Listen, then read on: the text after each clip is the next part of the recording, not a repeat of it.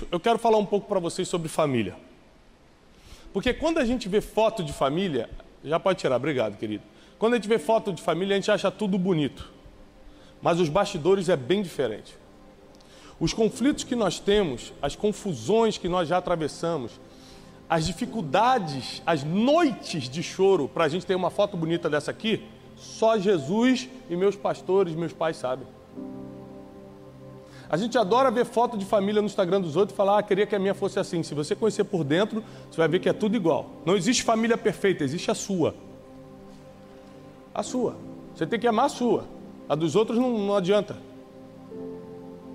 E existem muitas dificuldades. Sabe por quê? Nós não fomos treinados para ter família. É instinto. O homem quer casar, a mulher quer ter filho. É um instinto.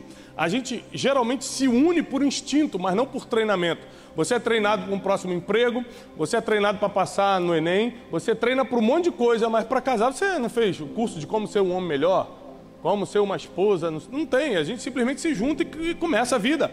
E aí começam os problemas, sim ou não? Aí você não sabe o temperamento da pessoa, você não sabe as feridas emocionais que aquela pessoa está carregando. E aí você vai ter que estar num constante exercício de perdão, porque sempre vai ter uma coisa que um ou outro vai fazer que vai ferir. Se você não perdoar, você vai acumulando muito lixo. E é por isso que muitos se separaram. Às vezes não teve um motivo específico, foi só o acúmulo de lixo emocional. Ou seja, quando nascem os filhos, essa madrugada, meu filho, antes de eu vir para cá, essa princesinha linda com vestidinho de princesa gritou a noite toda, papai, 4 horas da manhã. E a Janine olhou para mim e falou assim, hoje é a sua vez. Quando ela fala mais baixinho assim, gente, quando ela grita, eu até fico feliz. Tiago, vai, eu fico feliz. Quando ela fala baixinho, eu sei que o negócio está nas últimas. Hoje é a sua vez. Fui lá e pega. Tenta botar para dormir, não dorme. Não tem jeito. É bonito na foto. No dia a dia é uma dificuldade. Trocou fralda, fez um monte de coisa. É difícil. O marido chega em casa e ainda quer ser amado. A esposa, o quê? Quer ser amado. A vida é difícil ou não é, pessoal? Eita. Então por que alguns chegam ao fim inteiros e outros se destroem no caminho? A vida é igual para todo mundo. Mulher é igual em qualquer lugar, homem é tudo igual, no sentido de instinto, jeito de ser, os homens são tudo assim. Tanto que as piadas que fazem graça na internet são sempre as mesmas coisas, sobre mulher e sobre homem. É sempre o mesmo tipo de piada, porque se fizer piada sobre tal coisa com homem, ele vai rir, tal coisa com mulher vai rir. Esse dia eu estava assistindo uma piada dessa, mandei para a Janine, que o cara ligando o telefone, é até um casal crente novo que está surgindo aí, muito engraçado. Ele ligando, alô, é do saque dos homens? Eu queria saber, porque a mulher de vocês, ela também já pergunta respondendo? É normal. Ah, tá, obrigado. Ou seja, as piadas são sempre as mesmas, porque toda mulher é igual, todo homem é bem parecido, é mais ou menos isso aí. Então a pergunta é, por que uns chegam inteiro e outros não? Nós perdemos minha mãe 1 ano e meio atrás, mas eles terminaram inteiros. Terminaram juntos, 3 filhos, não sei quantos netos. Mas eu sei o que eles passaram para ficar inteiros. Eu acompanhei desde lá de trás. Para ficar inteiro até o final, foi isso aqui, ó. Não foi só conto de fadas, não. E as pessoas, elas não têm o costume de resistir às pressões para terminar bem. Esse dia me perguntaram numa entrevista de TV que eu fui fazer, qual é o teu maior objetivo de vida? Eu falei, o meu maior objetivo de vida, sem dúvida nenhuma, é terminar bem. Eu quero terminar inteiro. Quero terminar com a minha família, quero terminar sendo um bom pai para meus filhos, quero terminar próspero, ou seja, eu quero terminar bem, não importa quando, porque aí quem decide é Deus. Agora, como, eu quero terminar bem. Porque a Bíblia diz que é melhor o fim das coisas do que o início delas. E aí eu fiz algumas anotações que eu quero te ensinar. Você trouxe papel e caneta? Tem algum aluno do Café com Destino aqui? Temos alguns. Então já sabe que tem que ter papel e caneta. Eu anotei algumas coisas para te ensinar hoje sobre o que eu percebi nos que terminam bem. Quem termina inteiro não é porque foi mais espiritual, não. Porque eu comecei com um aninho orando e depois fiz um monte de besteira. Então não é o quanto você posta que é espiritual, não. Aliás, deixa eu te dar uma outra notícia. Não acredite nas redes sociais. Quem é que me acompanha em rede social? Quando é que você viu eu postando uma briga minha com a minha esposa? Nunca? Agora, foto bonita da gente viajando para Paris. Quem já viu? Para Paris não, que eu não vou há muitos anos, né? Você viu para algum lugar, quem dera. Paris, falta, eu preciso voltar. Mas você já me viu indo para algum lugar. Porque quando a gente está de ônibus, apóstolo, a gente não posta, não. Eu sou muito convidado para pregar em Niterói, lá eles mandam passagem de ônibus, São Paulo, Niterói. Eles não gostam de abençoar ainda não, pode. Depois até pensa. Quando você for convidar mesmo, manda de ônibus, não manda passagem não. Não é leito não, leito. Solta ali em Alcântara e vai andando. Aí, quando a gente está de buzum, a gente não posta não. Agora, quando a gente pega avião, vamos, posta. Rede social a gente só posta coisa boa, só posta coisa bonita. Quando está no perrengue ninguém posta não, nem eu nem ninguém. Quando a gente está de bem jantando, posta. Quando eu e Janine estamos brigados, a gente nem entra na rede social. E aí você vai para a rede social dos outros e fala, nossa, que casal perfeito. Que família linda. Você não tem a mínima ideia, e a família pode ser bonita, mas perfeito não é. Porque você não tem a mínima ideia dos bastidores para aquilo ali acontecer. E essa semana aconteceu algo que eu anotei para ser o primeiro ponto de hoje. Eu comecei, minha filha Júlia tem 13 anos, vai fazer 14. Ô, fase difícil. Quem que tem filho adolescente? Você sabe que minha filha com 13 anos, ela acha, mas assim, veementemente que sabe mais do que eu? Ela tem certeza absoluta. Mas pai, você sabe o que então? Filha, você não vai para casa da sua amiga essa hora? Todo mundo vai. Aí o que eu falo? Você já sabe. Você? Até sabe, é tudo igual. Você não é todo mundo. Aí como ela está numa de me pedir muita coisa, eu comecei também a cobrar muita coisa. Falei, eu quero que você leia um livro por semana. O quê? Ah não, pai, que já tem o homework, o trabalho de casa. Falei, um livro por semana. Aí eu escolho um livro fininho, é claro, e coloco. Aí passo no quarto dela, ela está no iPad e não está lendo o livro. Ô Júlia, já leu o livro? Ela já. Ah, já? Quando ela percebe que eu vou pegar, ela, eu li um pedaço. Falei, vamos lá, arguição, o que fala no primeiro capítulo? Ela, pai, é muito chato ler. Falei, mas você precisa ler. Aí ela me deu uma resposta essa semana que me quebrou. Ela falou assim, engraçado, você manda eu ler, mas eu nunca te vejo lendo. Calma. Quem é que acha que eu leio muito? Quem é que me acompanha e acha que eu leio muito? Ok, eu leio muito. Eu leio bastante. Por que ela falou isso, se eu leio bastante? Porque ela não me viu lendo. Geralmente, qual é a hora que eu leio? Lá em casa a gente acorda muito cedo, pega os 4 que estudam na mesma escola, organiza tudo, coloca no carro, despacha para a escola. Quando os 4 estão na escola, eu vou para a biblioteca de casa e começo o meu período de meditação. Pego a Bíblia primeiro e depois pego o livro que eu estou lendo na semana. Ou seja, eu descobri que não adianta ler. Tem que intencionalmente ler na frente deles. Não adianta orar. Você tem que dobrar seus joelhos, deixar a porta aberta para eles verem você dobrado. Anote isso aí que eu estou te dando um segredo. Seus filhos não vão saber que você é da oração, não vão saber que você é da leitura, não vão saber se eles não verem. Eles não acreditam no que você fala. Eles têm que ver. Aí agora, estou fazendo vigília no meu quarto de porta aberta. Aí mudei o horário de leitura. Eles chegam 4h30, da escola eu chego mais ou menos 6, 7 horas do escritório, quando eu não estou viajando, e vou esse horário. E fico toda hora chamando, Júlia, pega um café pro papai, para ela entrar no escritório. Eu estou aqui, ó, cheio de livro aberto. Ô filha, que bom esse café, que eu não estou aguentando mais essas leituras. Olha quantos livros, lendo em hebraico, alemão, tudo junto, filha. Ou seja, tem um ditado antigo de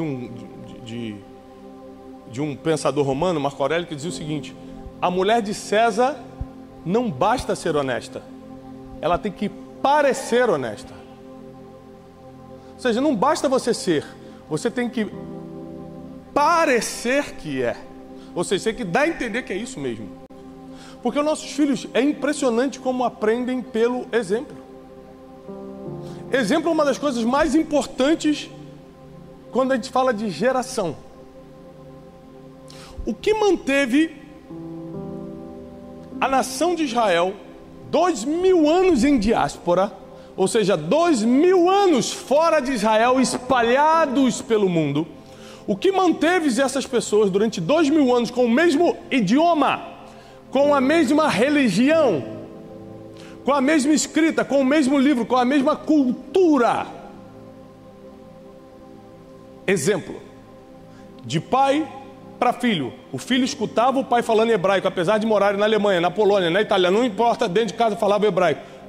Exemplo, via o pai lendo a Torá. Exemplo, via como o pai se vestia, como a mãe se vestia. Cultura, exemplo. Ou seja, falar a gente adora, mas é o exemplo que treina a próxima geração. E exemplo precisa ser visto para que fique claro para as crianças de que lado nós estamos.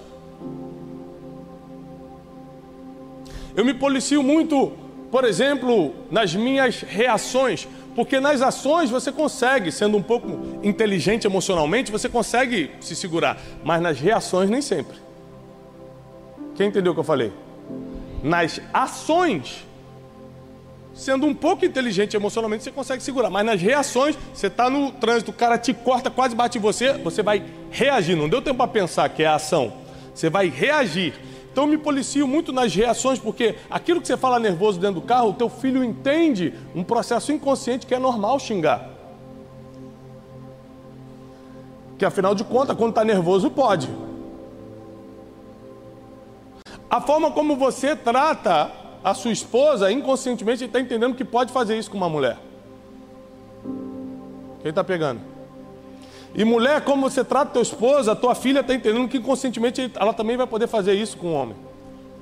E vocês vão perpetuar coisas ruins, eu estou falando, lógico, dos exemplos ruins, vocês vão perpetuar de forma inconsciente nos filhos o que vocês fazem de ruim.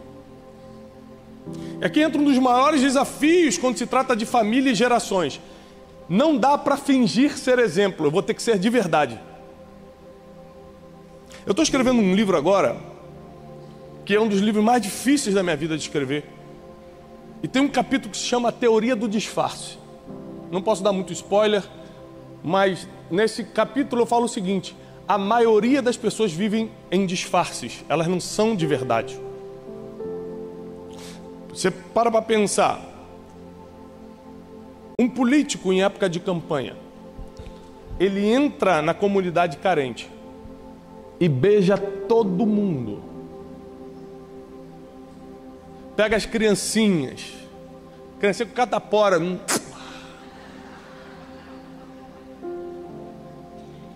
A pergunta é, se ele não fizer isso, ele vai ganhar? Não vai, ele tem que fazer. Não tem nada de errado ele estar fazendo isso.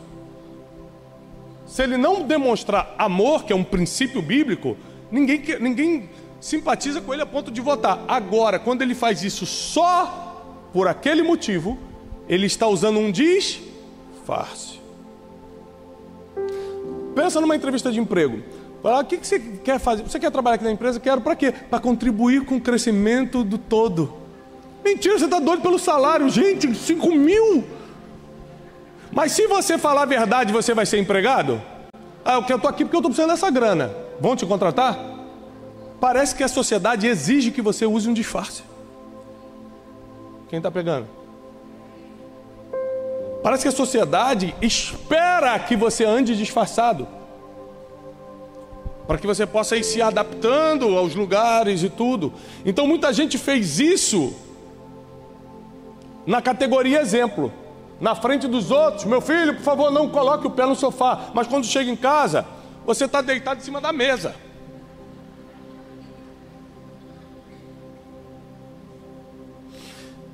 Uma coisa interessante que a Janine, minha esposa, me ensinou, nós temos 2 meninos e 2 meninas, então eu fui criado aqui, pô, em frente ao Shopping Carioca, minha vida toda. Então eu andava de short, descalço e sem camisa, aqui, soltando pipa a vida toda. Então, por questão de cultura, eu andava em casa de short sem camisa, como talvez muitos de vocês andem. Aí um dia a Janine, a Júlia era pequena, a Janine veio conversar comigo: Thiago, eu queria que você mudasse isso. Eu falei: você quer o quê? Que eu ande arrumado dentro de casa? Não, mas não quero que ande sem camisa e tal. Nós temos meninos, meninas, os meninos têm que ver que não é normal andar assim, as meninas daqui a pouco vão crescer e tal. E aí eu comecei a entender que não é mais do jeito que eu quero, é do jeito que dá certo. Anota isso: eu não faço do jeito que eu quero, eu faço do jeito que dá certo. Tem gente que fala assim: eu vou montar essa empresa aqui, que eu sei como é que é, você quer fazer do teu jeito, e às vezes não vai dar certo. Não é do teu jeito as coisas. O casamento não é do teu jeito, a empresa, o ministério, não é do teu jeito, é do jeito que dá certo. Então, se você não tiver exemplos para seguir, você nunca vai dar exemplo para quem está te seguindo. E só que não dá, gente, para usar o disfarce na hora de ser exemplo. No caso dos teus filhos, eles sabem exatamente o que você faz quando está apertado emocionalmente, quando está debaixo de pressão. Quando você está debaixo de uma grande pressão, teus filhos te veem orando ou te veem bufando pela casa reclamando? É assim que eles vão fazer.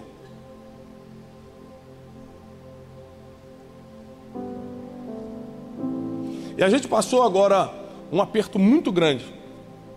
Eu pensei em passar esse vídeo, mas seria muito apelativo. Mas eu tenho um vídeo de uma das mais de 90 noites que meu filho Joaquim, sozinho, sem ninguém pedir, colocava os joelhos às 10 horas da noite, 9h30, 10 horas da noite, no quarto dele, sozinho, e orava pela minha sogra que estava com câncer. E um dos vídeos ele fala assim, sozinho, a gente filmou ele da porta e falou assim: Senhor Jesus, a minha avó não vai morrer, ela vai viver, coloca a vida nela. E 5 anos ele profetizando, fazendo guerra espiritual. Nós nunca ensinamos ele a orar, mas ele vê eu e a mãe orando. Ele ora igualzinho como ele vê a gente orando. A gente ora andando de um lado para o outro no quarto. Ele vê isso e estava replicando. Qual foi o problema? Deus levou a minha sogra. E desde que Deus levou minha sogra, ele não ora mais, não quer orar mais. Aí essa semana eu chamei ele para conversar. Falei: filho, ora pelo papai. Ele falou: não, pai, ora você. Falei: não, você que tem que orar. Ele falou: pai, mas eu orei e minha avó morreu. Aí eu percebi, numa conversa, que na verdade ele estava pensando o seguinte: eu orei e o pior aconteceu. Que eu estava achando o seguinte, que ele estava traumatizado, achando que a oração não dá certo. É isso que eu pensei. Olha a importância de você escutar teus filhos. E aí eu já ia falar: filho, para de bobeira, claro que a oração dá certo e tal. Mas como eu parei para escutá-lo, ele só tem 5 anos, eu percebi que o problema não era isso. Ele não estava achando que a oração dava certo, ele estava achando que quando ele orava para alguém, a pessoa morria. Então ele não queria orar mais por ninguém. Ele falou: se eu orei pela minha avó, ele morreu, e se eu orar pelo meu pai morre? Isso que estava na cabeça de uma criança de 5 anos. Eu só percebi porque eu investi tempo para perceber o que estava na cabeça dele. Só que, como vocês devem imaginar, eu sou uma pessoa muito ocupada. E aqui que entra: quais são tuas prioridades? Aí que eu tive que escolher, peraí, eu sou muito ocupado realmente, mas meus filhos são prioridades, porque se eu não der tempo para eles agora, eles, através de problemas seríssimos, vão tomar meu tempo na adolescência. Vou repetir: se eu não der meu tempo para eles agora, através de problemas traumáticos, eles vão tomar meu tempo na adolescência. Quem está pegando? Então eu preciso decidir onde eu vou investir meu tempo, que tipo de exemplo eu vou precisar ser. E não dá para ser disfarce, vai ter que ser de verdade. Não dá para fingir que ora todo dia. Não dá para fingir que lê a Bíblia todo dia. Não dá para fingir que você é calminho todo dia. Uma hora eles percebem quem é você. Então a proposta é difícil, mas nós precisamos ser exemplos de verdade para os nossos filhos. E enquanto a vida há esperança. Tiago, meu tempo já passou, já estou até nos netos. Enquanto a vida há esperança. Nunca é tarde. Segunda coisa que eu gostaria de você anotasse, que eu percebi quando se trata de gerações. Tudo que importa na vida, anote isso. Tudo que importa na vida é um sim e vários nãos. Tudo que importa na vida é um sim e vários nãos. Quantas vezes, Felipe, você disse sim para Mariana? Uma vez no altar.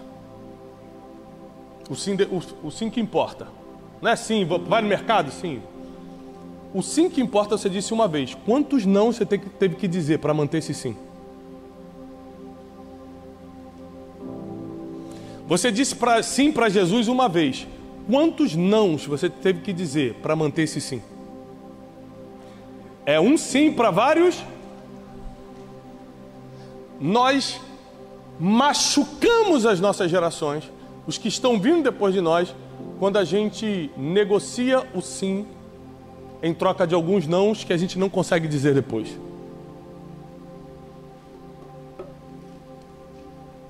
Para pensar na maioria dos problemas que você viu numa família, ou teve a ver com a falta de exemplo, ou teve a ver com a falta de não. Quem é que conhece o problema de uma família por dentro? Você acompanhou aquela separação, aquela quebra, aquela ruptura familiar, você viu por dentro a quebra de uma família. Alguém aqui já acompanhou por dentro? Viu de perto? Pode ver se não foi falta de exemplo ou falta de não. Em algum momento aquele homem não disse não. Em algum momento não teve um exemplo para o adolescente se rebelar a tal ponto de fazer o que fez. E é muito difícil dizer não. Sabe quando é que eu percebi o poder de dizer não? Recentemente. Isso é uma coisa tão básica, né, para o ser humano, mas eu aprendi recentemente. Há um ano e pouco atrás, eu decidi começar a cuidar da minha saúde. Fui no médico, fiz uma bateria de exames. E o médico me condenou em várias coisas. Falou, cara, sua glicose já está pré-diabética.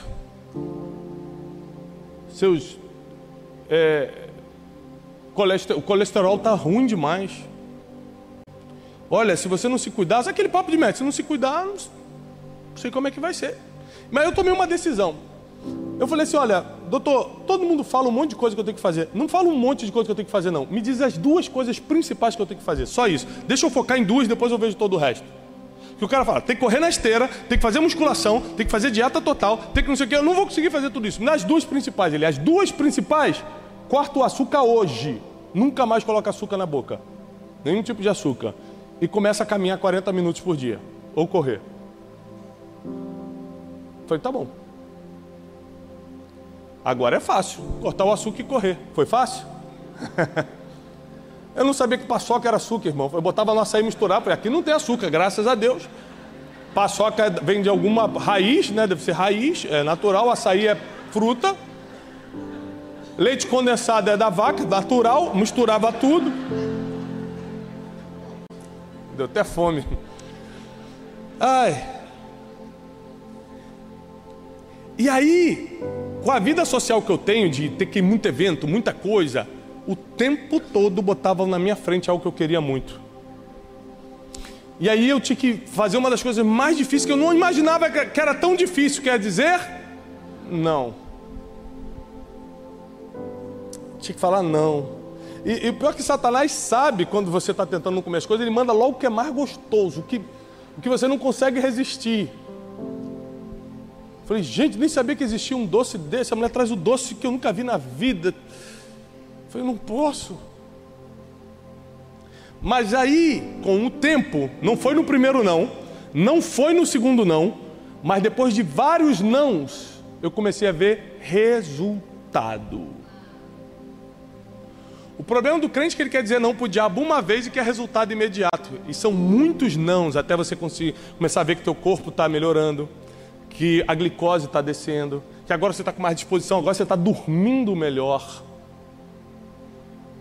Está se achando até mais jovem. Mas foi muitos não foi negar o brigadeiro uma vez. Foi uma sequência de nãos. Disse um sim. Sim, eu me comprometo com a minha saúde. E agora um monte de não. Sim, eu me comprometo com a minha família. Agora um monte de não. Sim, eu me comprometo com o ministério. Eu estou com Jesus até o fim. Agora é um monte de não. Tem que mentir ali. Não. Tem que fraudar o imposto aqui. Não. Tem que fazer o quê? Não. Agora é um monte de não. É um sim para vários não. E isso vai fazendo que, consciente e inconscientemente, a sua geração, os que estão à sua volta, comecem a te ver como uma referência. Terceira coisa, tempo de treinamento. A maioria das coisas que eu vou fazer, que eu consigo levar meus filhos para participar, eu faço. Por exemplo, eu doei os direitos autorais de um dos meus livros, nós vendemos 1.180.000 livros oficialmente, por dentro das livrarias oficiais na pandemia. Livraria Saraiva, leitura e tudo, pá. Ou seja, o livro que eu vendo na igreja não conta, porque tirou do estoque do escritório. Eu estou falando de livros de livraria, que passa pela lista da revista Veja, 1.180.000 livros. Peguei os direitos autorais, todos 100%, e construí uma escola no interior da África para 1.200 crianças, com 1 ano de uniforme, comida, era tempo integral, salário de todos os professores por 1 ano. Aí o pessoal da missão me ligou e falou assim: Tiago, a escola está pronta. Eu falei: eu estou indo com a minha família toda fazer a entrega. Levei todos os meus filhos para a África. Soltava eles na aldeia, meu irmão, no meio do nada, todas as casas de barro. Soltava eles de manhã na aldeia, brincando com os amiguinhos lá, que eles fizeram na aldeia. E à noite, não tinha telefone, não tinha nada. José! Tentando achar para voltar, para a gente ir para casa que a gente estava dormindo. Ficamos 4 dias lá. No último dia fizemos a entrega da escola. Ninguém viu isso na internet, porque eu não postei. Mas para os meus filhos, eu falei assim, ó, quem construiu essa escola aqui foi o papai. Aquele livro, e esse, eu peguei todo o dinheiro desse livro e eu quero que meus filhos saibam, porque se eu não falar, eles não vão saber. Que nós temos um compromisso com os menos favorecidos. Que à medida que Deus nos prospera como família, a gente transborda na vida de alguém. Mas não adianta ter falado isso se eu não levasse eles para conhecer a miséria de perto, ter o impacto. E é engraçado que o pior não é isso. O pior é que eu percebi que o impacto da miséria para a criança é só no primeiro dia, tá? No terceiro dia elas já estavam rolando no lixo com todo mundo. E na hora de ir embora, eu não queria ir embora não, vamos para cá, não, meus amiguinhos. Quando você está feliz é impressionante, você fica em qualquer lugar. E eles queriam ficar, eu falei, não dá para ficar. Então, o exemplo faz com que eles aprendam inconscientemente o que tem que fazer quando eu prosperar. O que tem que fazer quando é batizado com o Espírito Santo. O que tem que fazer quando assume um compromisso de levar uma família. O que tem que fazer quando... Eles vão aprender com vocês o que fazer em cada situação. Isso vem através do treinamento. Então, eu reúno meus filhos, não vou falar diariamente para não exagerar, mas 3 vezes por semana, para mini treinamentos de forma bem infantil, para não ser chato com eles, e a gente treina um assunto. Essa semana a gente está fazendo um treinamento de Jó, mas não é só a leitura bíblica, eu explico assim, o que acontece se Deus te tirar tudo? José, o que você faria? É um treinamento, aí vai, pergunta, resposta, aí cada um conta a sua história, cada um tem uma idade, então cada um conta uma história mais mirabolante que a outra, cada um tem uma forma de responder, mas no mínimo nós estamos gerando uma integração entre a gente. eles começam a ver que tem acesso a mim quando quiserem me contar alguma coisa, quando quiserem me perguntar alguma coisa. A gente brinca junto, a gente faz gincana bíblica. Quem acertar mais perguntas bíblicas ganha na sexta-feira alguma. Por exemplo, a gente vai pedir hambúrguer na sexta-feira. Sexta-feira ou a gente pede pizza ou pede hambúrguer, essas coisas. Quem acertar ganha 2 hambúrgueres. Aí o pessoal, por causa de um hambúrguer, a gente fica a semana toda estudando a Bíblia para acertar mais do que o outro.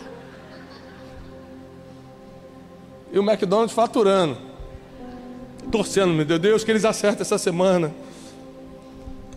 Então, ser exemplo, dizer um sim, vários nãos e tempo de treinamento. São 3 coisas que, se você fizer a partir de hoje, sua família está debaixo de uma blindagem. Não dá para prever o futuro, mas dá para saber que você vai estar mais à frente do que muita gente. Sendo exemplo de verdade, não disfarçando exemplo, mas sendo exemplo. Dizendo o sim que importa e não para todas as outras coisas que atrapalham esse primeiro sim. E terceiro, investir tempo de treinamento. Tempo de treinamento é uma coisa complexa, porque dependendo da idade que seus filhos estão, eles não querem mais te escutar, e às vezes, se são muito jovens e não entendem o que você fala. Então você tem que meio que inovar. Quando eles não querem mais escutar, você vai ter que buscar uma isca de algo que eles queiram só estar perto de você, porque quanto mais os filhos crescem, mais distância eles vão tomando. E se são muito novinhos, eles não entendem, eles querem estar perto, mas não entendem o que você fala. É por isso que eu não julgo, gente, não dá para julgar uma família que se desfez. Você não entende a dificuldade de cada um, a origem de cada um. Sabe o que eu fico pensando? Eu tive um excelente pai e uma excelente mãe. Meu pai até hoje me liga todos os dias para orar por mim. Isso dá uma segurança emocional, espiritual tremenda. Fui bem educado e casei bem e não sei o quê. E tem um monte de problema. Eu fico pensando, quem não teve pai e mãe, quem está cheio de coisa na vida, quem está com uma doença, quem está não sei o quê, não resiste. Se eu quase não resisti com toda a base, por isso que não dá. A Bíblia diz, não julgueis para não ser julgado. Não dá para entender a decisão do outro, porque você não conheceu o passado, não conheceu tudo que aconteceu. Você não tem nem ideia do que sofreu na mão de um pai e de uma mãe. Meu pai e minha mãe só me deram amor. Teve gente que recebeu abuso sexual do pai. Então julgar é uma ignorância. E além de ser uma ignorância, você está traindo algo ruim para a sua vida, que é mais julgamento. A Bíblia diz que na medida que você medir, você será medido. Por isso tudo que nós temos que fazer quando se trata de outra família é ajudar. Criticar e julgar já tem muitos juízes aí para fazer. Você foi chamado para ajudar. Você foi chamado para mudar a história. Você foi chamado para, através do teu exemplo, da tua casa, levar a verdade. A Cibele falou uma coisa interessante sobre a questão da vulnerabilidade. Eu entendi que de super-herói, santarrão, a gente já está cheio. E a maioria das pessoas que se fizeram de super-herói caíram depois. Então eu não tenho problema nenhum em dizer que eu só estou de pé por causa da misericórdia de Deus, que a minha família só está de pé porque muitas vezes meu pai teve que intervir, ir lá fazer campanhas de oração, e calma Tiago, calma Janine, as crianças, pai, a Júlia está rebelde, ele diz, calma, vamos orar, vem e tal, e chama todo mundo, chama as irmãs de oração da igreja. Não foi, gente, meditando, que a gente ficou de pé, não, foi debaixo de muita luta. Mas a Bíblia diz que aquele que perseverar até o fim, é quem perseverar até o fim, não é até sexta-feira, não é até sábado, não é vou dar mais uma semana, se Deus não fizer eu desisto. Quem ficar de pé até o fim será salvo. É até o fim.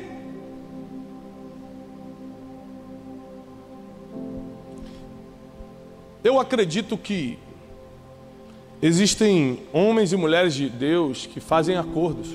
Por exemplo, eu estudo muito biografia. A história de grandes homens e grandes mulheres. E tem um homem que não dá para entender porque ele morreu, pastor Martin Luther King Jr. Ele morreu aos 39 anos, revolucionário, fazendo algo que ninguém teve coragem de fazer, e de uma forma que estava dando certo. Por que Deus levou aquele cara? Com 39 anos, porque não levou 45, em 6 anos ele teria feito muito mais coisa. Eu acredito que existem homens e mulheres de Deus que, por conhecerem a Deus e se conhecerem, fazem um acordo com Deus. Que é: Deus, se você sentir que eu vou pisar fora, para não estragar toda a história que eu fiz até aqui, me leva. Porque muitos homens e mulheres foram tomados sem explicação da terra. E a única coisa que a minha inteligência consegue alcançar, e pode ser que não seja isso, é uma teoria minha, tá? Não tem nada a ver que Deus me falou, nada disso. É uma teoria minha. Eu paro para estudar, pensar. É que eles tenham feito acordos com Deus. Porque tem gente que quer levar a vida tão a sério com Deus e passar isso para as suas gerações, que se for necessário ele pede: me leva, mas não estraga minhas gerações. Me toma, mas não deixa eu morrer quebrado. Tem que ter muita coragem para falar isso com Deus. Tem que ser homem e mulher de Deus decididos mesmo para fazer um acordo. Você tem tanta certeza que seguir o caminho da retidão é o que você quer para a tua vida e para as tuas gerações, que você coloca a tua vida como garantia. E a nossa maior recompensa vai ser ver os nossos filhos e os nossos netos no altar do Senhor. Essa vai ser a maior recompensa quando nós percebermos que, por causa do nosso exemplo, do esforço que fizemos, apesar do nosso passado, o esforço que fizemos para ser exemplos, nossa família está no altar.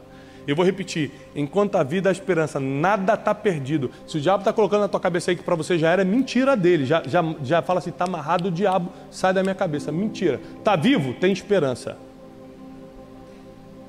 Está vivo, tem esperança. Vai colocar em ordem, sim. Tua família vai entrar em ordem, sim. Teus filhos vão refazer os caminhos e andar pelo caminho da retidão, sim. Vão ser usados pelo Senhor, sim. Não está tarde demais. É o Senhor que está falando isso. Não está tarde demais. Dá tempo. Enquanto a vida, há esperança.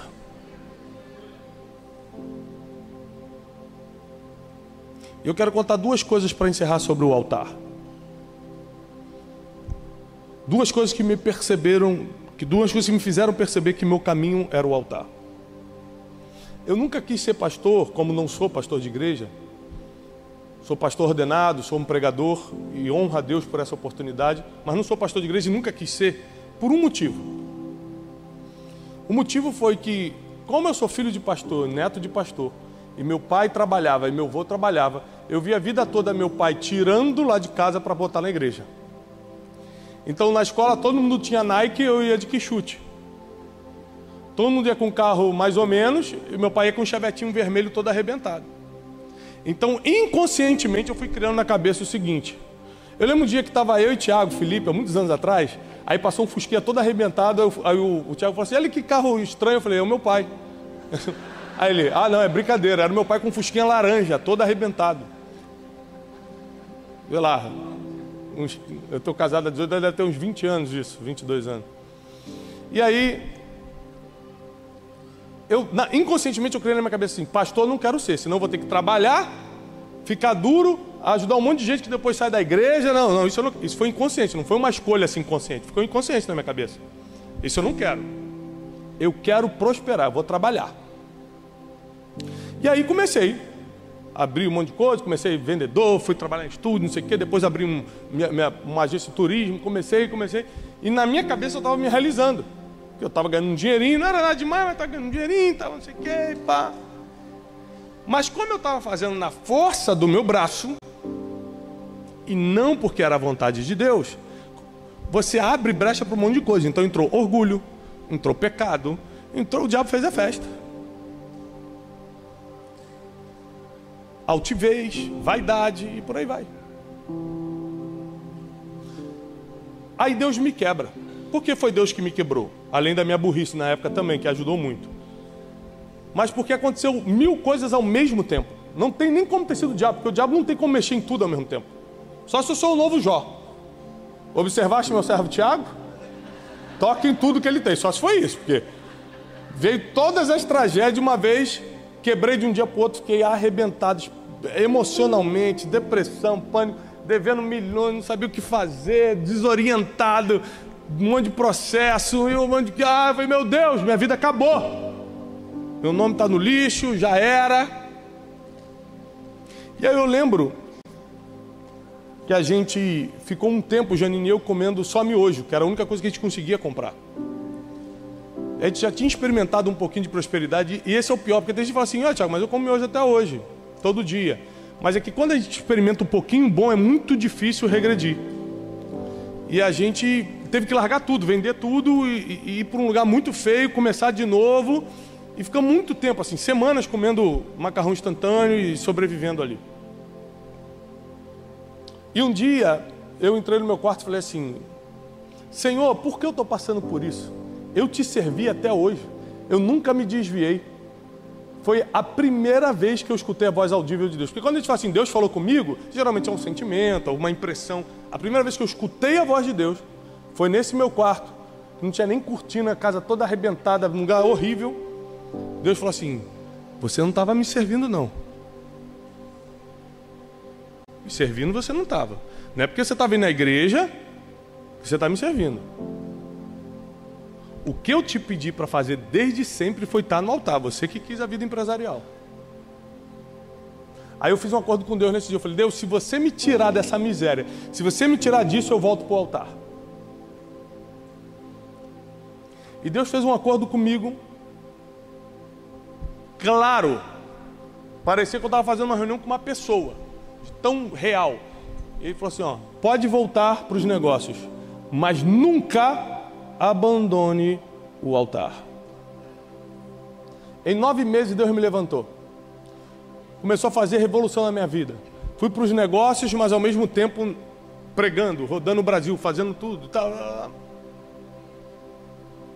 Hoje, de segunda a sexta, todos os dias, eu prego para mais de 1,5 milhão de pessoas por semana no Café com Destino.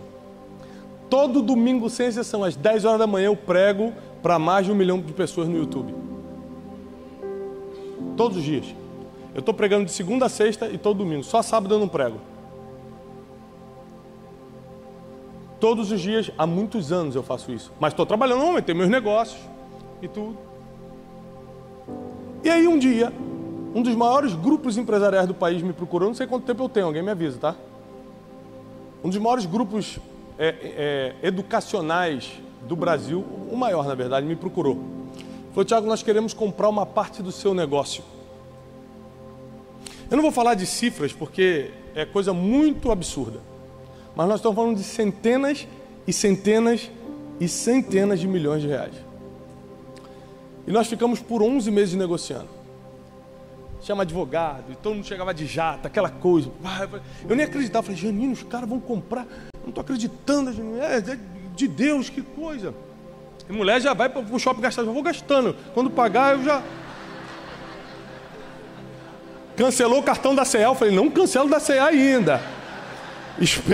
Espera confirmar. Quebrou o cartão da Heller, tá amarrado. Eu falei, calma. Espera entrar. Aí, ficamos. Uma fortuna de advogado. Fortuna. Um dos melhores advogados e tal. Eu lembro que no dia que a gente estava para assinar, aconteceram 2 coisas. Um monte de advogado, um monte de coisa sentado, todo mundo de terno e gravata, o meu telefone tocou, quando eu olhei era minha mãe. E eu sempre atendi minha mãe. Eu lembro que no dia que a gente foi para o enterro, uma das coisas que eu falei ali, olhando o corpo, foi, eu não te devo nada. Todos eu te amo, eu dei, todos os beijos eu dei, nunca deixei de atender. Nesse dia ela me ligou na reunião mais importante da minha vida. Quando eu peguei para atender, o advogado falou assim, não sai não. Estava na hora de falar dos números. Eu falei, cara, é minha mãe, eu vou sair. Peguei e saí. Quando eu atendi, falei, oi mãe, fala. Ela, Thiago, você não vai acreditar, a salsicha está um absurdo no Carrefour. Eu vou lá no Mundial. Eu falei, mãe, vai no Mundial, porque... Meu Deus. Eu falei, mãe, é que eu estou no meio da reunião. Ela e teu pai? Aí começou a falar, tá o calor aqui, e não sei o quê. Eu falei, tá bom, mãezinha, depois eu te ligo então, tá? Beijo, tchau. Voltei para a reunião. Quando eu voltei para a reunião, eu já voltei desconcentrado. Eu falei, cara, minha mãe me ligando no meio, ela sabe que é hoje a assinatura do contrato, me ligar para falar de salsicha. E aí, o dono do negócio sentiu que eu estava desconfortável. Falou assim, Tiago, você está desconfortável? Eu falei, não, cara, só me distraí. Ele falou, então faz o seguinte, não assina agora não. Vamos fazer um voo no meu avião. E a gente vai fazer um negócio com classe. A gente vai decolar. E lá em cima, nas alturas, nós vamos selar esse contrato. Eu falei, tá bom. Vamos. Fomos todo mundo para o hangar de Congonhas. Pega o jato do cara. Entra, decola. Quando decola, um avião novo. O jato mais moderno do Brasil. Quando decola, despressuriza a aeronave. Faz não sei o quê. Começa um desespero, os pilotos apertando. Eu falei, meu Deus, vamos morrer. Um sentimento de morte. Eu peguei o telefone que estava sem sinal e comecei a mandar um monte de mensagem para a Janine. Falei, quando cair, vai liberar o sinal, eu te amo. Espera 3 anos para casar de novo, pelo amor de Deus. Dando várias instruções. Porque eu tinha certeza que ia morrer. Foi um sentimento de morte terrível. E aí, tem um cara, e ninguém no avião era crente, só eu. Aí o advogado desse cara... Depois ele me contou, depois de muito tempo ele me contou que ele estava me escutando escondido na internet, estava quase se convertendo. E ele falou assim, rapaz, quando eu vi você que fala com Deus face a face, pegando o celular, mandando recado, eu falei, morremos, já era.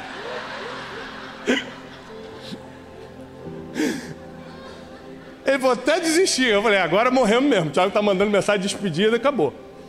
Conclusão.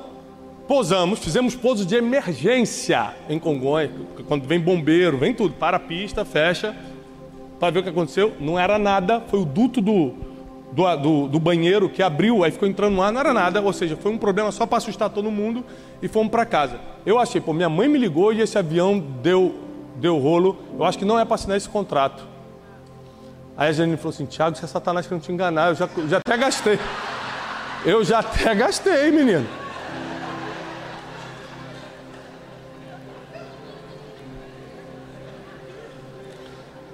Aí liguei pro meu advogado e falei assim, ó, eu queria que você relesse o contrato. Cara, a gente tá falando de 2.000 páginas. Aqueles contratos de M&A. Aí ele falou, rapaz, eu já vi tudo. Eu falei, quanto é para você revisar? Ele me cobrou 40% do valor que ele tinha cobrado para ler. Eu tô falando de muito dinheiro, gente. Eu falei, eu vou pagar, mas tem alguma coisa nesse contrato. Felipe, 2 horas da manhã esse cara me liga. Brunet, tá sentado? Eu falei, tô.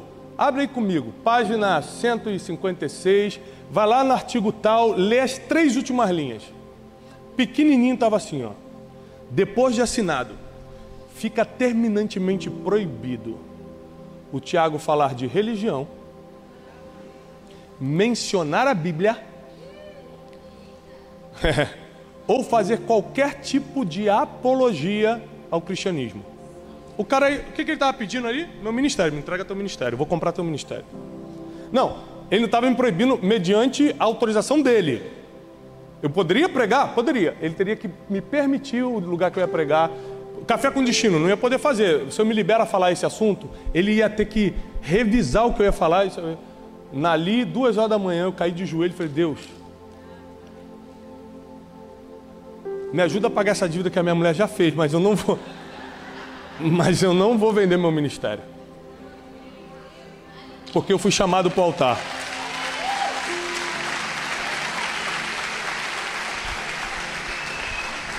E outra coisa, o negócio era da empresa, do Instituto Destiny, um instituto de educação que eu tenho, não tinha nada a ver com o ministério. Ele colocou ali, que de alguma forma ele queria pegar o que realmente era precioso para Deus. E a segunda coisa, e aí eu falei, o que Deus quer para mim é pro altar.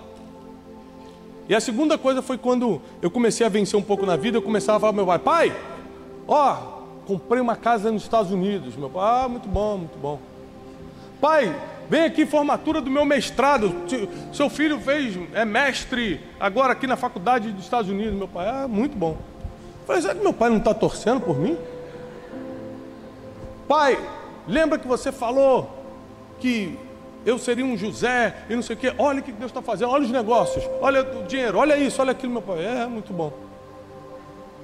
E na minha cabeça o meu pai não estava vibrando comigo.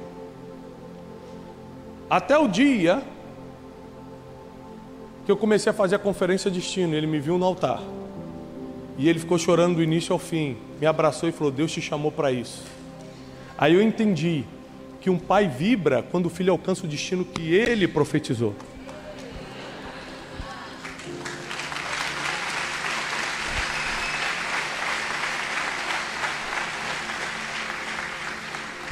O que eu quero te falar com tudo isso é: faz o que você quiser fazer, mas o teu destino é o altar. Às vezes não vai ser o púlpito, vai ser lá na salinha das crianças, mas é o altar que Deus te deu. Às vezes vai ser em outro lugar, vai ser na tua empresa, mas é o altar que Deus está te dando. Eu sei de uma coisa,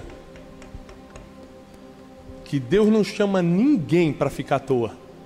Se você está numa conferência como essa, que Ele quer preparar você, tua família e as tuas gerações para fluírem no altar. Vão fluir no altar. Deus não está atrás de pessoas perfeitas, Ele está atrás de arrependidos. Às vezes junta eu e meus 3 irmãos, meus 2 irmãos, nós 3, e a piada mais recorrente que a gente faz, quando a gente vê Deus usando nós 3 em algum lugar, é: já pensou se eles descobrissem o que a gente já fez na vida?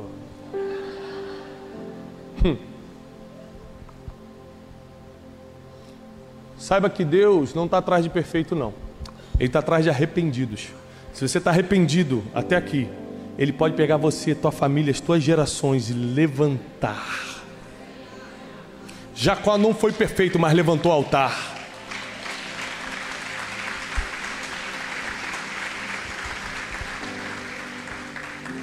Eu acredito que o Brasil pode ser curado de muitas formas. Pode melhorar a política, eu não acredito muito, mas pode ser através do empreendedorismo, através da educação, mas nada vai curar tanto nossa nação quanto o altar. Nada. Então a maior contribuição que você e as tuas gerações podem fazer é pelo menos um de vocês serem do altar. Treine seus filhos, para todos, serem do altar, mas pelo menos um. Você vai falar assim: eu fiz minha contribuição para o Brasil, eu treinei um filho para ser do altar. Nenhuma instituição liberta mais drogado, prostituta, gente de depressão, previne suicídio do que a igreja. Socialmente falando, se a igreja acabar, o mundo desabar. Quer salvar o mundo mesmo? Treina a sua família para ser do altar. Quer realmente ajudar as pessoas? Você pode até se formar em psicologia, vai ajudar 5 pessoas por dia no consultório, e mesmo assim só naquela área.